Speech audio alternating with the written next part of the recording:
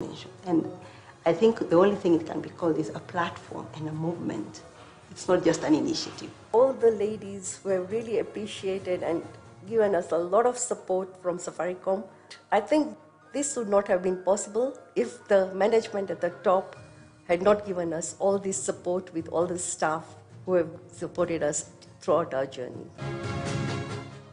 Platform thinking is what is going to take us forward. As we go around our businesses, let us ensure that we are taking advantage of the capabilities and the power that is within this group. I want us to increase the strength of this platform that we are standing on. We cannot create strong societies if we are not building the businesses that are employing and creating opportunities in that market.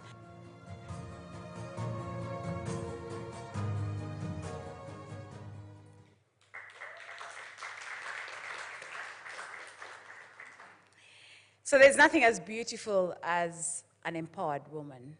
And I hope that by the conversations that we're going to be having today, you don't need a lot of people to be able to make dramatic change. You actually need a few people who are committed to be able to create that transformation that we want to create. I believe there's no tool for development that is more powerful than the empowerment of women. And as someone once said, I think there's a lady justice who said that women belong in all places where decisions are being made. It shouldn't be that women are the exception. So I hope by the conversations today, we'll be able to make that a reality. My commitment, at least to the women that I have the privilege to engage with, whether it's from the supply chain team who, I was talking to Emily just now, and I was telling her, tomorrow I'm taking the day off, but I can see there's a tender booth that has been set up, but I know I have to pitch up because I have to represent and ensure that I hold my inch in making sure the conversations are held. To the women who we have had the privilege to work with in Safaricom, maybe you can stand up for a minute and we can applaud you. I want to recognize you, and why I'm recognizing you is because we took a bet on you, right? And you have not failed our bet. I can see you at the back, hi. You have not failed the bet that you have taken on you. And because of the fact that you're committed, and the thing about the people who go ahead, you suffer the most because you're the ones who are treading a path that not many other people have walked. And I know some of the personal challenges that you've also had even in Safaricom and even within the overall ecosystem. I think for not giving up and being a model that you can actually speak to and say that the conversations we are having here are possible, I want to applaud you and give you my commitment to continue to work with you. And I think this is a year, having come out of the challenges that we had in COVID, that we're actually going to fly and just benefit from all that resilience that you were able to show. Thank you so much. May they be an affirmation that the conversations we are having here are real, that we are talking about real people. So Bramwell, it's not just something that we're putting on a strategy paper and placing on a desk. It's a reality that we're living every day. But truth be told, we can't do it by ourselves. At the end of the day, in as much as Safaricom has already done partnerships, I think, with 5 banks, 2 circles in terms of providing financing, we need a lot more people to actually get on the table so that we can make this change meaningful and scalable in a way then that we're able to impact society. And it's just not just, I had the numbers that we were speaking about here. If you're not talking about, Terry, did you say $1 billion or $10 billion? Oh my God. So, it's those numbers, but it's also just about the woman who is being courageous enough to raise her hand, saying, I want to get started, no matter the size of my business, I actually want to be counted. Thank you very much, and looking forward to having great conversations within the day. God bless.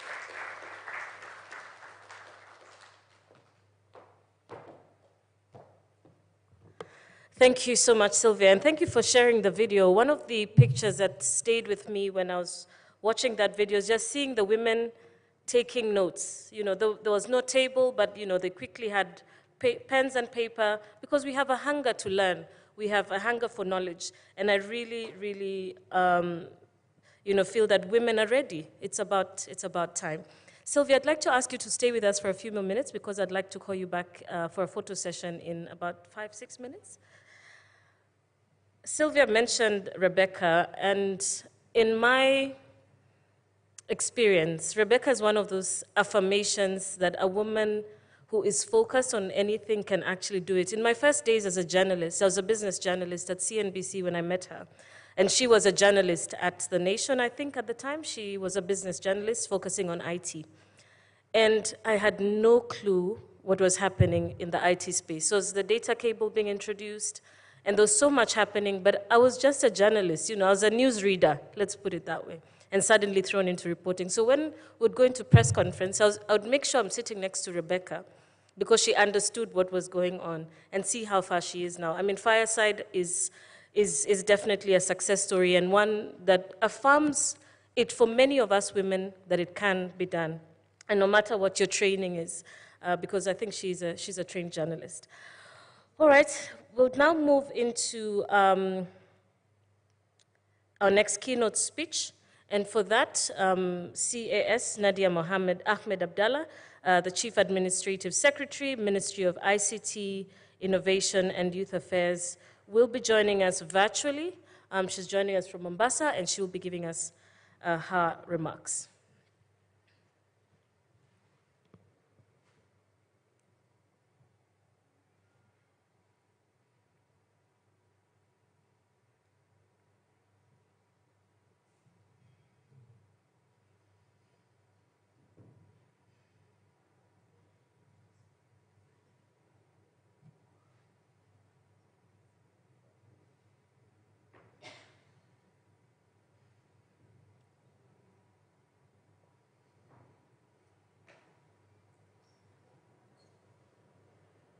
Madam CAS, we can see you, but we can't hear you. I don't know if you can hear me.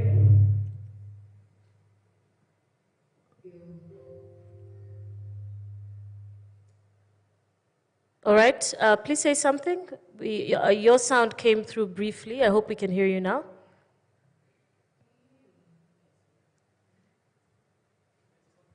Is it possible to get louder on your side? Perhaps you can count down.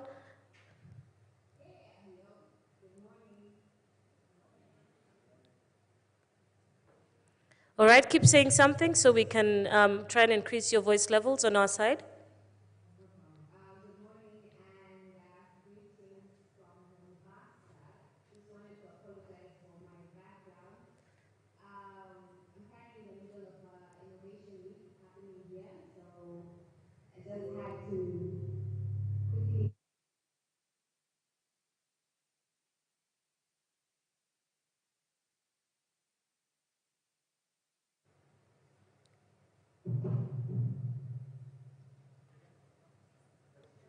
We can hear you. Please go ahead.